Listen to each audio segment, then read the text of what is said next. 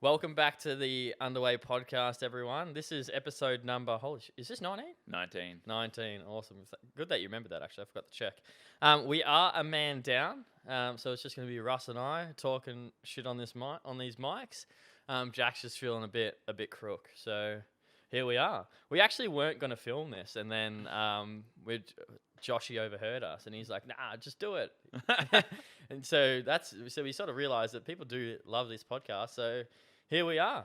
And our plan sort of went a little bit backwards. We were supposed to talk about something else, but we sort of need Jack for that. So what we decided on the car trip back to my house is we're going to talk about something a little bit different. We're sort of going to talk about 5 lessons that we've learned as business owners owning Underway, and sort of mistakes we've made, and what we wish we sort of done earlier, and that we're doing some of these things now, and it's really helped our business. So that's what we're going to be talking about. But before we do get into that, I sort of want to start by saying that it's week two of the challenge. No, Week 1, dude. it's week 1. It feels like week 2 Yeah, because we've been thinking about the challenge all last week, and that we obviously put a fair bit of work in to make sure everything's running smoothly the next few weeks. So hopefully it all does, but I think it will, and I think it's been people are pumped, people are fired up. Yeah, 100%.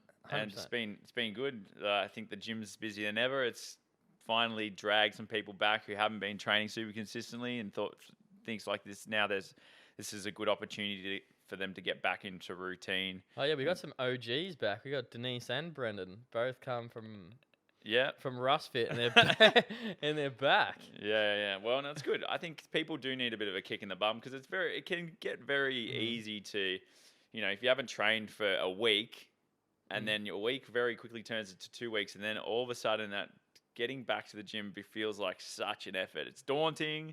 It's like, you're not in the routine, and I think you just build it up to something in your head that it's going to be harder than it is, and then once you get back and you realize, oh, it's actually not that bad, and now I forget I miss this. Yeah. I miss this feeling. Of course, it's going to be hard the first few sessions, but you very easily, do get back into a good routine. And I mean, that's part of the reason why we're running this challenge, is to just fix those little inconsistencies you have and work on some, weaknesses you have in your day-to-day habits. So yeah, well, I was just talking to Brendan this morning, and I was like, "How you finding it?" He's like, "Honestly, I forgot how much I miss just talking to other people."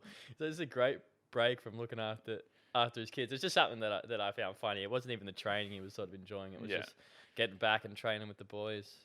But how are you finding your challenges? First thing I want to say before you go is that water challenge is impossible, in my opinion. the water is... You cannot tell me you've drank 3 liters every day, because I have not. I think I have. I have. When do you do it? But I've just been sculling glass of water. And I must admit, I did wake up in the middle of the night last night and had to piss. Yeah. At 20 past 3, I woke up. I was like, oh, man, I got to go to the toilet. And I'm like, I've got to be up in an hour. I was telling everyone yesterday at the gym that I got close to, I think I did 2.5 liters. So I wasn't quite at that 3.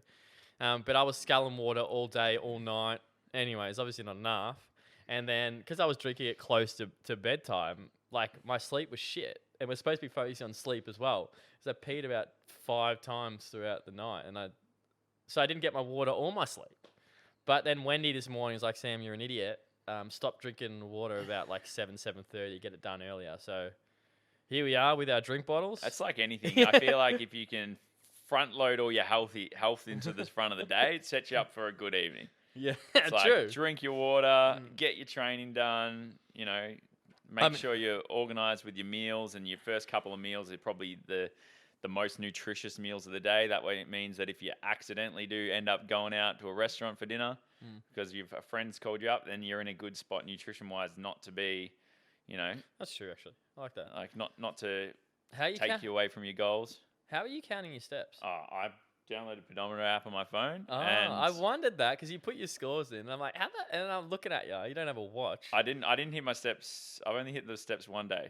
I've done 3 days so far. Wait, have we done 3 days? Dude, you would have done it this morning. Coaching 4 hours. Saturday, Sunday, Monday. Monday, yesterday I didn't do it. I coached 1 hour and I trained. But then I sat down on my ass all the rest of the day. You got to walk, dude. What am I at? 4.5 right now. So I'll smoke. I'll get today. I'll get it really easily. I guess, man, if you're averaging it, it's fine. But No, well, well, specifically for the challenge, you need to get 6 no, I this know, week. I know. If I had a watch, it would if I had a proper counter, it would probably motivate me to do some more steps. I think Gail's gone out and buying an Apple Watch just so she can get her steps in, like to count her She'll steps like more the Apple accurate. Watch anyway. I reckon that's good, man. Getting your texts and stuff there. Obviously, just yeah. I think it's Well, Amy Hall broke her. She told me yesterday she broke her watch on the job, and she just like shit my step challenge. So she went to the shops and bought another watch straight away. yeah. That's I mean 6K is pretty comfortable to Well, get, yeah. but you've If you have a active job or if you're not sitting at a computer 9 to 5, it's super easy to get 6K. But if you've been in the habit of sitting at your computer and not moving for the last 10 years, it could feel like a marathon. So I think there's two extremes there. We've got some people that are some people dying. will crush it easily. Some people will barely get there. Yeah. But I think that it's just thinking about, well, even if you're not aware and then you do track your steps and you just go, oh, that's a wake up call. I'm doing not much at all. Or Yeah. if you're one of those people that's like, okay, this is something I should probably focus on if you're not getting a lot of daily steps in each day. 100%. Well, it's probably the last time you got, if you're someone that has a sedentary job, the last time you were probably active every day was when you're in high school or primary school. So that's why the steps in not sedentary lifestyles is shocking, and indirect exercise is huge for people that. Well, that's what I've been drilling in on my team as well. I'm like, yes, there is incidental exercises, and then there's obviously going to the gym. So they're like, why do you take your watch off when you train? It's because like I don't actually count my training as incidental exercise. That's like I'm going to do my exercise, but on top of that as well, I want to get steps in. So that's why I specifically take my watch off when I train. For the 100 people that have asked me. I think you can count your steps Yeah, in your training. you can 100%, but me specifically, it's more about because I'm behind a computer a little bit more, and I'm doing less. Like we're doing less coaching and PT than when we did 5 years ago. I would have got like 15,000 steps a day. Remember when we were doing 8 PTs a day? It's just constantly walking. Yeah. And now we're sitting behind a computer counting Well, numbers. 3 days of the week I'll be on my feet pretty solid. So I reckon yesterday's the only day I can't see me getting my steps in. You just gotta go for a walk, dude. Well, I did. I went to walk to the coffee shop, but that's about 100 meters away. You got to walk to the further one. Anyways, we're getting sidetracked. Russ was actually worried we weren't going to have enough to talk about. And I was like, dude, chill. We'll definitely be able to talk for half an hour. But let's get back on track. So lesson number 1 that we've learned as business owners, Russ has them on a laptop over there. I can't actually remember them. Russ, hit us with it, man. Reflect and improve. So I guess, part of like anything you do in life, obviously there's always an opportunity to look back at what you've done and do it better, especially if it's something that you're going to do again in the future. So like this applies to pretty much anything in life, but I suppose when it comes back to the business, there's a few moving parts of the business, and obviously if you're not looking at your systems and actively saying, okay, cool, this is what we're doing now, how can we make this better? You can very easily fall into a rut of like, oh, if it's working, so we're not going to bother about it. But really, and then little things slip as well. Yeah, little things do tend to slip, and when it comes, I guess, to training as well, like the amount of training we've done combined over the last 10 years. I've trained pretty much every week of my life for the last 10 years, except for maybe. The longest break I've had is 6 weeks. I went to Europe and I didn't train in 6 weeks. That's my longest break I've had from training. Yeah. So think about all those different training programs I've done, like different training programs I've written. It's like, okay, this worked. Now we can have a look at what we can actually do better, and do we need to change things versus going, okay, let's just write a whole new thing. Yeah, let's reinvent the wheel every single time. So yeah, Russ has been a big advocate for that. Every year when we meet for the strength cycle, I always remember he's like, why didn't we just do what we did last year?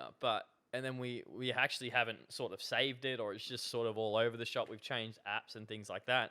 So I think Russ means specifically like one mistake we made is even as underway, we have written so many awesome programs, so many awesome workouts, and like we haven't stored any of them. Like I'm sure there's workouts and programs you guys can think about that you've done that were successful.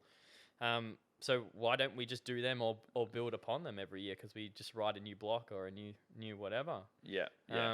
Recording what you've done is super duper important. So having a training dial. But now, as long as we know we don't move from sugar wad, it's all on sugar wad. No, but we've the got last our, 2 years. We should have our sheet as well. We've got it on our sheet. We've got it on an Excel We might spreadsheet, have to tidy it up.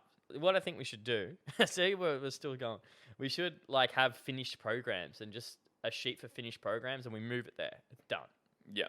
And then like if we ever need a new program or like yeah, that strength block was super successful. I don't see why we should change too much next year. There's a couple of things we're going to change, but then we've Couple already of got them tweaks. in the. Already pretty much made notes about those things that we're going to tweak. So sometime next year, you'll pretty much hit that exact same strength cycle. Yeah. The workouts might be a little bit different, but the strength, the 90% of it's going to be the exact same. Yeah. Because really, can you think back to what you did a year ago and actually remember it? Like I can, but I'm. I can't think. Like Yes, training, you can. I guarantee you could. If I asked you what your client did a year ago, you would remember.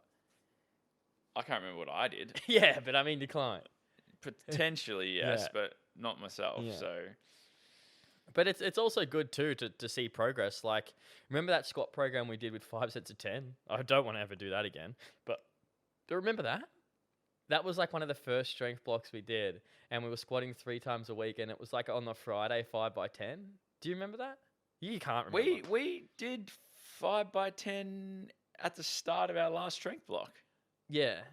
The most recent one we did 5x10. But 1 week of it. We Yeah, did 2 weeks of it. we did 4 or 5 weeks of it. Yeah, remember? no, yeah, that's terrible. Yeah, it was crazy, and it doesn't actually specifically need to like the lesson as well. Russ has sort of applied this to our training programs, but it doesn't even need to be that. It's like any system that we did with Underway, we should have reflected upon, whether it was onboarding members, whether it was just any experience. That's definitely one weakness we have, was not reflecting back and trying to improve those systems. We just sort of went with the flow. Yeah, and the only way you can improve something is if you write it down. Because if you don't know what you know, if your system is all in your head, it's going to be pretty hard to make changes to it. And they were in our head for up until last year, I think. Well, there's still a lot in our heads that we sort of needed. I think most of most things are written down, but I mean, like there's probably the things that aren't written down aren't super important. The important things are written down. Yeah. All right, man. So that was lesson number 1 we learnt. And these obviously, Jack wasn't sort of here to talk about these. I'm sure he's learnt some lessons and would have things to add to that. But lesson number 2 from memory, is it more isn't always better? Well, we'll go with that. Sorry, I'm going off the top of my head. But lesson number 2, this one sort of hits close to home for me. This is one lesson that I've really learnt in the last year, especially with our classes and our training. I feel like sometimes we used to jam pack our classes full of a million strength exercises and not take into account the time it takes for transitions, talking, setup, all that stuff. And then we sort of ran late and we never really did anything. I shouldn't say that. No, we did do things really well, but we could have focused a little bit more on the quality of the movement and make sure the teaching was a little bit better. So you probably noticed that some days now we only do one strength piece and it goes for a little bit longer, and we're more warm-ups and we're focusing on moving well and quality. And even with our workouts, we're actually prioritizing having time to actually warm up for those workouts and hitting them with intensity. So that's one lesson that I've really learnt, that especially someone that writes the program for us and someone that coaches, is getting all those sets in and trying to rush these exercises isn't always the best thing to do, when we can just really focus on quality and get a really good session in. Yeah, that's my point on that. I think the mantra is 20% of your movement accounts for 80% of your progress. Mm-hmm. Yes. So if you think about nailing the basics and nailing the big compounds, you've done 80% of the things that you need to do. If you could only train for 20 minutes a day, you would just, and you just did the big compound lifts, you would still get better over time. All the other stuff that you throw on top isn't making you that much better at the end of the day. No. And if you keep throwing things on top, at some point you're not going to be able to recover from what you're doing, and you're going to start not making any progress at all. And you might get short-term progress. Don't get me wrong. You might get short-term progress if you're doing 2-a-day sessions or whatever.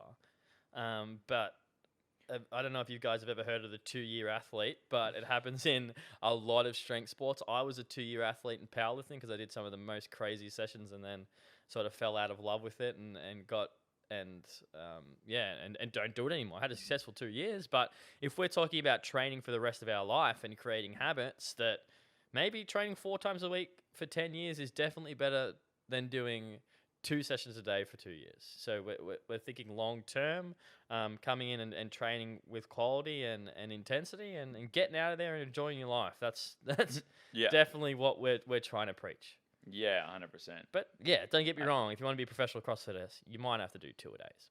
But you need to know that you love it, and that's what you want to do. Yeah, and I don't think you can. I mean, twice a day training for most people probably isn't sustainable because people have other things going on. Unless you financially don't need to work, I think.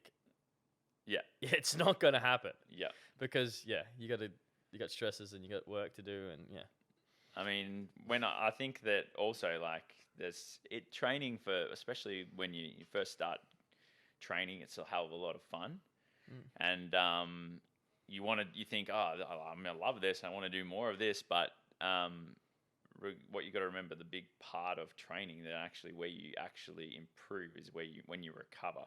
So if you're not spending any time recovering and you're just doing more and more and more, what you'll find is you actually won't make the adaptations that your body should be making from all that heavy lifting. And we do a lot of fucking heavy lifting in CrossFit. So some people could just take a chill pill and focus on... Is that a shot at Jack? Jack trained himself into sickness. That's why it's not here. Well, if you're training so hard that you're getting... well, he wants to do it for the rest of his life. But No, well, look, but he did admit he has trained harder than he's ever trained in his life. He messaged that in the group chat. He said the last 5 weeks of training have been the hardest he's ever trained. But if you're training to the point that you're getting unwell, then that's probably a red flag and saying, hey, wait a second, I need to pull the... Or something's missing, whether it's recovery protocols or if you find that, if you're doing a lot of training and you're actually not progressing, then you need to look elsewhere, and it's probably not the training. It's probably the things you're doing outside the gym that you need to improve, like your sleep, like your nutrition, like your water intake. And not eating so many 2-minute freaking noodles. That's a shot at Jack. He'll like that one. Anyways, I guess that sort of sums up that lesson. So just to sum it up, it's more isn't always better. Let's focus on quality and focus on doing it for a long ass time. Yeah. What's next? The next one is holding yourself accountable. So I think this has been a big learning. Hold on, it's holding ourselves accountable. So when we mean like me, Russ, and Jack.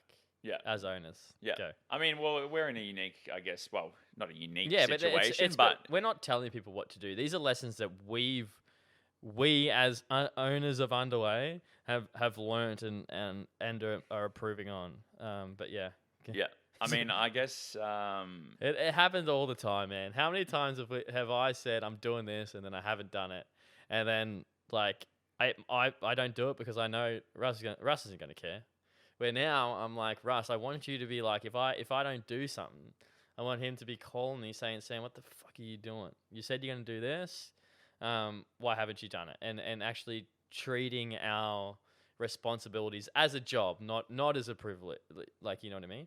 That's sort of a mistake that we as business owners have made, and we have really improved on that. Yeah.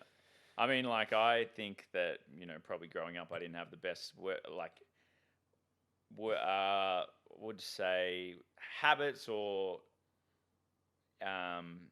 processes when it came to doing my schoolwork, doing my studying. Like, I'm the sort of person who sort of needs to get can do good work, but needs to be nagged to get it I done. think that's why And that's and happened though, because you've always been so smart that you can just do it really quick. yeah, And- well, that I used to. That's the way I used to get through school. I yeah. used to just go, oh, a couple of days before things are done. Yeah. I was like, oh, just teach me all this stuff, and I'll be good for my test or whatnot.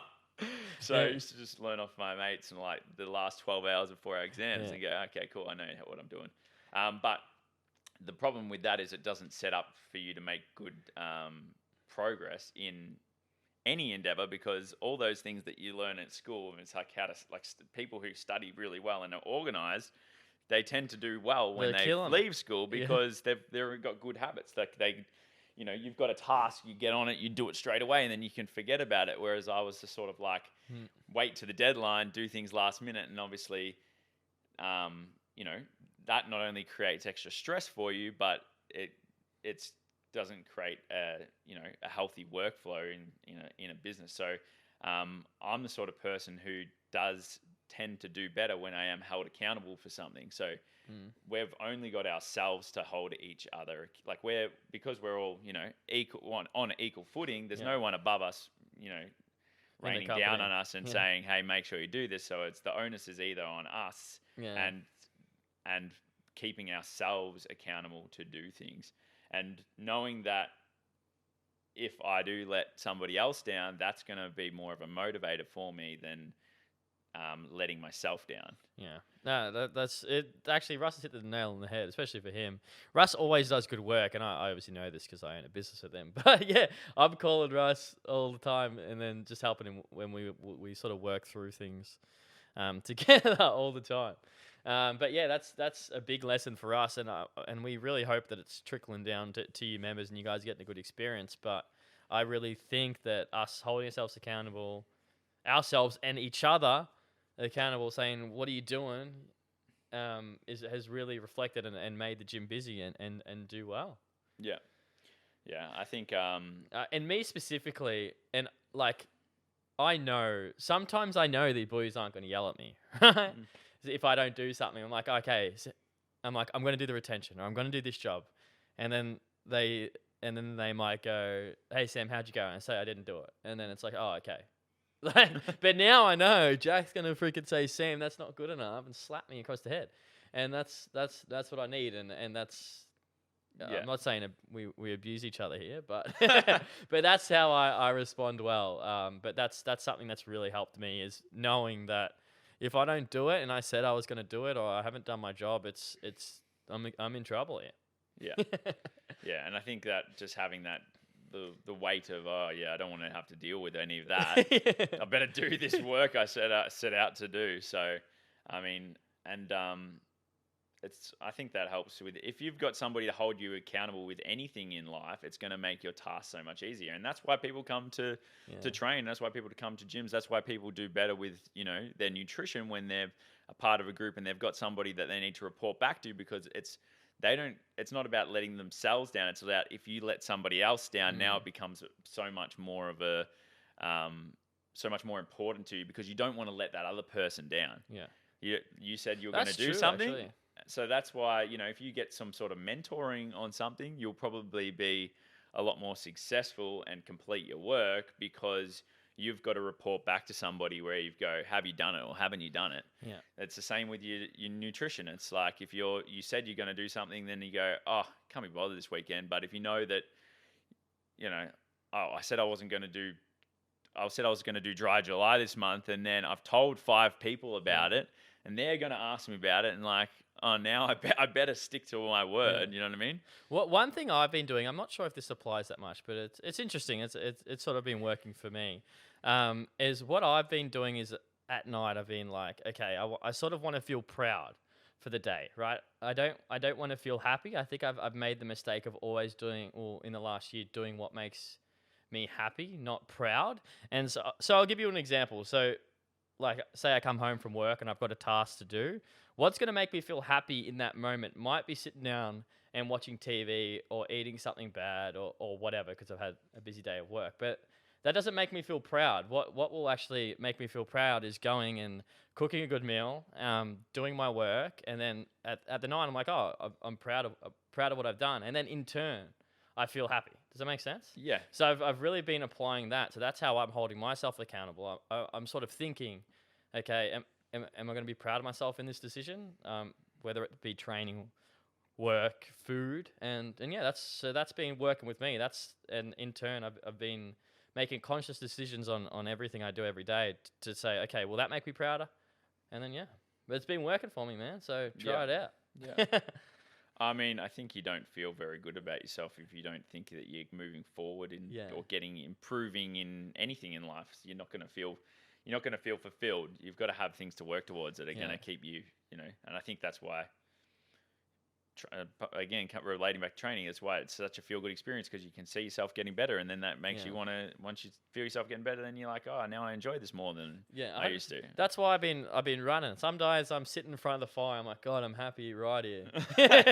And I'm like, nah, I'm gonna be proud and happy and sitting back on this couch in an hour. Let's go. Yeah. I'm out there. Yeah, you don't feel like you've spent the best of your day sitting in the front of the couch for 8 hours watching TV because you haven't achieved anything. Yeah. Well, I guess that sums that up. What's the next one, Russ? Hit us with it. The next one is understand your finances. Oh, Jesus. So this is specific to us. I do majority of the finance stuff, but they obviously know what's going on. But I don't know. Where do we start on this? Well, I think maybe you start where we started off. Well, no. I think it's as somebody who started as a personal trainer, I had jobs in the past, but if you're employed by someone, things in terms of finances are quite easy because they pay all your taxes, they pay all your super. You go to work, you get a paycheck at the end of the week, and that's how much money you've got. And they're making decisions as well. And you don't need to worry about anything beyond, the money you've got coming in and the money you got going out. Whereas once you're in the PT world, you're a subcontractor for what we have been subcontractors for until we opened up Underway. We were subcontractors, and the problem with being a subcontractor is you've got to pay your own taxes. You've got to make sure you put money aside to pay your taxes. So back in the day, I learned that lesson pretty quick when after the first year of trading came about running my PT business, when I had a big tax debt. I'm like, oh crap, I did not think twice about this. So that's the first reality check. We learnt lessons though. So there's two parts to that. So as the PT, we both did it. We got slammed. That sort of set us back a year, and then we sort of found our feet, and then understood what we were doing on a subcontractor level, and then obviously we started CrossFit Underway 5 years ago, and so we did all the business things. Got an accountant, and I don't know. We just kept rolling. We knew what was going on. Yeah. But we didn't account for the way the business was set up. It was set up in a way set up. We changed it. Because it was set as a trust. It was. We still don't really know what happened. Yeah. But we weren't speaking to our accountant. Our accountant wasn't speaking to us. There was just sort of no communication. We were just coaching because that's what we knew how to do. We knew how to coach. We knew how to take classes. We knew how to be good with people. And then at the end of year one, or was it year two? Whatever year, I think it was year two. The end of year two. I think it was the end of year two because the first year we had a lot of deductions. Yeah. Because we had a lot of expenses in the first year, so we weren't turning a profit. But then in year two, because we turned a profit. It was, and then the way that the company was set up, we all got so we had our own tax bill that we took account of, and then somehow a lot of money got trickled, not a lot, just a significant amount got taxable income trickled to all three of us, which set me back another year because we had to pay, and we were just mind blown. I remember I was on the phone like, what is this shit? What the hell's going on? I spoke to so many people, and they're like, yeah, that's what happens. But you should have known that. And like I blame myself. Lesson learnt. I should have been asking questions, and now and now we're doing all the right things finance wise. So we're tracking our finances, we're doing all the things, and making decisions based on that is the best thing we have done. Yeah. Personally, because you have evidence.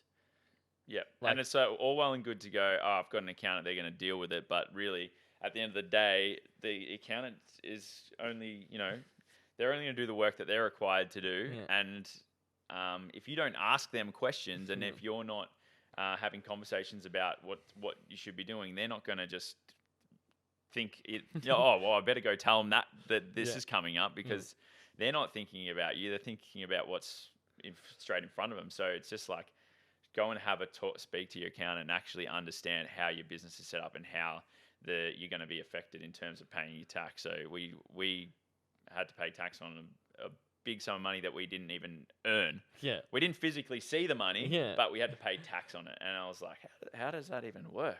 Yeah. And We were I was still- on the phone with Russ, back and forward, accountant Jack, trying to relay information. I'm like, I don't know what the fuck is going on. Yeah. Anyways, it's funny to laugh about now, but Yeah. at the time, I don't even know how old I was. I was like 25, and I was like, what the hell do I do? But lesson learned. Yeah. And that's a big one. Yeah. And I think, getting into that's one thing that they don't teach you at school, which is probably I the think most. they do now. I was talking to one of the members that they're like, we had to do. Well, it's They not had to something. do some finance. They were like given a family. They're like, okay, this is me. I've got a partner. I got kids. This is my wage, and they had to do all this cool shit that Yep. we never did. And they had to like find a house to rent, car to buy, groceries. It was actually really cool. Well, because really the most important thing in your not the most important thing, but a big part of your adult life is earning enough money to be stable. So, and you don't get, in my schooling experience, we never got taught about that. We never got taught about how to manage your finances. And I think that the people who do get on top of their finances early on in life set themselves up to make the rest of their life a hell of a lot easier. And I guess the earlier you do get on top of your finances, the earlier you do get into a good spot with your finances, the hell of a lot less stress you're going to cause yourself. So if you're a young person listening to this and you're just starting out in your adult life and going off to get a job, just make sure that you maybe do some courses, do some reading, get on top of your finances. Understand your paycheck as well. And like if you're an apprentice, you're like, you got this. Understand what the hell is going on, why this money's going there. That's definitely one thing I'll tell you. And you can, as a younger person, you can probably take a few more risks and make some mistakes, but probably what's going to get you into the best financial situation over time is just doing the boring stuff and being, well, we're not giving you specific financial advice. This is just a lesson that we've learned, and I wish that when I was 20 years old, I freaking understood. I wish I had a spreadsheet that showed me what my incomings were, what my outgoings were, all that stuff. Obviously, we have those things now, so we have a very transparent overview of our finances. But if I had that for the 6-7 years I did PT on my own, we may have had a second gym. Who knows? Who knows? But yeah, that's understanding our finances. Yeah. What's the next one, Russ? Hit us, bro. The next one is events for retention. So, I think having something to train towards or having an event to look forward to is probably, not only is it good to help motivate towards the goals, but also having the way our brains work, we sort of tend to do better when we focus on one thing at a time, and when you can make Well, let's sort of go back a step. What is retention? Retention to us as owners is keeping our members. And so it's all well and good to have people coming through the door, but if you have 10 people go through the door and you have 11 leave, you're not doing good things. Right. 100%. So events for retention is, we're doing an event right now. Specifically, we're doing the challenge. This is literally an example of an event or something we can do that keeps people engaged and staying in the business. And it can be a challenge. It can be a competition. It could be sending people to a competition. It could literally be anything. But as long as we're always doing something, you generally aren't calling your members going, where are you? Because they're looking forward to stuff. They come to things, and they don't want to miss out. Don't want to miss out. If you've got something fun that you're doing, you want to be part of it. Whereas I guess it can get a little bit bland if you're just doing the same thing day in, day out, and whereas and I guess like we were saying earlier, that for most people that the gym is probably their biggest social contact outside of their family life. Or work, yeah. Yeah, It's so- work. Well, if you don't work alone. Yeah. family, So work, gym. I mean, having social events is going to be huge because it's all well and good to train hard in the gym, but if you don't get to sit back and have a laugh about it and have a bit of a banter, then what's it all for? At the end of the day, The Christmas parties, man. should That helps with retention. should be a bit of fun at the end of the day. It should be making our life better and making us happier. And I think having some sort of event to look forward to really helps with that. Yeah, 100%. No, it's been great. We've been. Oh, I hope you got another thing to say. You guys directly should hopefully feel these things. So like, we've been doing a heap of stuff, even just tests and retests. I know they're like little events, but it helps because some people are like, oh no, I did this pre-test. I want to try to do better. But yeah, it's actually been really good. Jack sort of taught me that one. I'm not sure where Jack learnt that. I think he learnt it off one of his what are they called? Internships. Jack's always doing some study stuff at the moment, and he was just sort of saying that this gym that he was learning off or whatever, we're just saying like they do all their retention on how to keep their members was just from running events. And then I was like, wow, CrossFit is huge for that. And then yeah, bang. What's our next event? Well, surely we're gonna have some sort of it's social gathering. It's all on the the whiteboard in my room. Yeah. Are we allowed to announce or should we not announce the thing? The DFib thing. Oh, that thing. Yeah. I don't know. I think we want to get things. All right. We might get back to you on that next one. I think you want to iron things out. Yeah, there's before a few we announce weeks. everything. Yeah, I don't want to do a Russ and say Don't that make any ropes are coming. promises. Ropes are coming. I still don't know why we don't have ropes. Actually, Dude, you said you're doing it. Maybe we should all get involved. I think we just need to get in the car right now, drive down to NT Fitness, and But get where do some we ropes. hang them? Just bang on that beam, man. Bang them up there for now, and then we'll. And then work they it out just later. trickle down on the class. We've got to tie them up somehow. Yeah, the pulley system. It's easy. I've got this pulley system locked down. What's your dad doing? Today, probably nothing. I reckon we get on the phone to your dad and say, hey, Brennan, can you do us a huge favour, man? I reckon I've got this pulley system down, man. I know what's you're going digging on. yourself a bigger hole here. I reckon 2 weeks. 2 weeks. Oh no! There's gonna be ropes. We're doing it, dude. We're doing it. We got to. Don't throw me in this. No. Like I said, I work best under pressure, so we got to have a 2 week deadline, and then I need to be held accountable to it. I'm okay with that beam being the rope climb. It's not going to but be. I don't want people touching the top of the beam because we've got our power runs across that top. Well, at the moment, that's the way it's set up. So we're going to set up the new ropes exactly the same as the old ropes. And we got to tape that line. And if anyone touches the top beam, I'm going to say Sam said that's not allowed. That's not a permanent solution, but it's going to be a solution for now. And then hopefully, before next year's open, there'll be a nice little beam that comes off on top of the beam. Russ has the idea. Tell him the idea, Russ. No, well, I didn't come up with the idea. Julian came up with the idea. Oh, now you're throwing 'cause Julian under the bus. He's got some steel fabricators or whatever. I'm not sure exactly what business he runs, but he has welders or Boilermakers that work for him. I'm pretty sure. Yeah. And he's like, we can engineer something. I was like, okay, just do it, man. Sort us out. So maybe once all those ropes are hanging up there, He'll work us some magic where we can touch the roof and not be scared that someone's going to get electrocuted. That's my biggest fear, guys. Someone gets electrocuted, gym's closed. Yeah. So that's why we don't touch that beam. Yeah. That's not worth the risk. Is that all 5 or we got one more? No, that's all 5. That was all the 5 topics we were talking about. I think there was a bonus topic we were going to talk about and that was... oh, yes, the old bonus topic. One thing that we would have changed, if we could, and we're still working on it, is making sure that people actually sign in and actually use the technology to the... Why are you saying technology? Just sign into class. It is technology. So it's not only it's signing in, but it's also tracking your workouts because, if we don't have a record of what's occurring, then we can't make decisions around the best path to move forward. So when it comes to classes, we can, if we can say, oh, this class is busy, but if there's no record that this class is busy, then we can't really make concrete answers around it. So, when it comes down to signing in, it not only greatly helps our retention because we can actually see who's coming to the gym and who's not. Whereas if no one signs in, we get emails every day saying absent member, and I go, that person's, I've seen that person, I've seen that person, I've seen that person, and not only that is like we like to have more coaching staff on for the busier times, so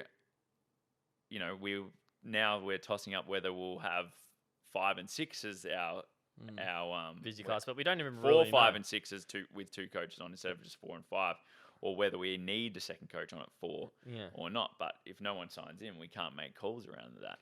So that for one is important, and also the other one is if we don't track our progress on Sugarwood, we can't see if you guys are getting better or not. You can't see what you did last week, and then we can't make suggestions on what weights you should be using if you don't record what you did. So the biggest thing is just make sure you do sign into class and do log your weights, because it's not only good for you, but it's good for us, and everyone's having a good time if those things happen. And we're slowly addressing that, because if you don't sign into classes, you're not going to get your 3 bonus points, guys. So exactly. So make sure you sign in for our sake and your bonus point sake. And you'll regret it if you don't sign in and you miss out on the prize by a few points. No, that's You'll true. regret it. You'll have regrets. You'll be like, damn, that could have been us.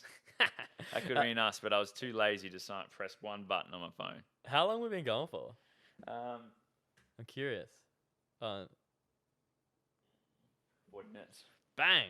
Look at that. Russell's worried we're going to have nothing to talk about. And I was like, dude, 30 to 45 minutes, easy. But let's just finish this off with wrapping up all the, 6 lessons? The 6 lessons. Lesson number 1 was we wish we reflected. Was that the first one? Yep. Reflect and repeat, which we're doing. Lesson 2, which I changed the order of, which was it? More isn't always better. More isn't always better. Lesson number 3.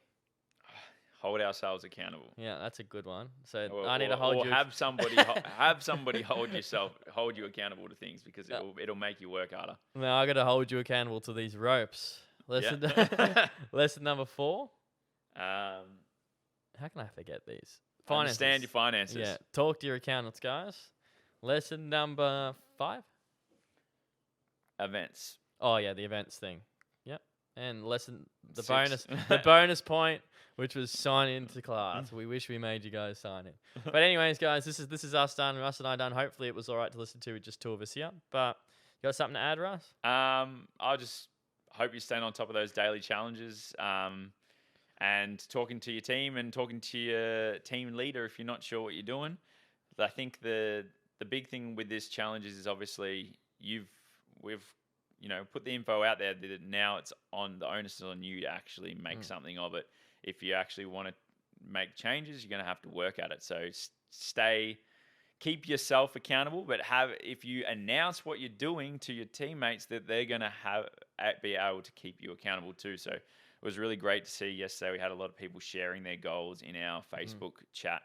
Oh shit, you're doing better than us. Yeah, no, we had about, I'd say the majority of people in my group all shared their goals with each other, which is going to be super good, because not only do I know what your goals are, but everybody else in our team knows what your goals are. So they're going to have to ask you how you're going with them, and you're probably more inclined to actually follow through with them. So yeah, and just to add to that as well, when do they listen to this on Sunday? So if you have a look on Sugarwood now, there should be a whole new week and up, and I think it's fair to assume that we're changing cardio day back to Wednesday. Yep, cardio day's back to Wednesday. The lifting's changed a little bit because obviously we're going into the last 6 weeks of our block. So just have a squizzy on Sugarwood, see what's going on, check your percentages or your RPEs or whatever's going on. Just understand the class and week, and then sign into your classes that you're gonna go to, and that's it. Yeah, I mean, if you sign into your class at the start of the week, it's just like meal prep for your training. So just maybe we should make that a bonus point. Sign into all your classes. Book your classes in. But they get 3 points anyway. Yeah, you know where you're going. It's in the calendar. There's no excuses then. All right, guys. See you in the gym. Bye.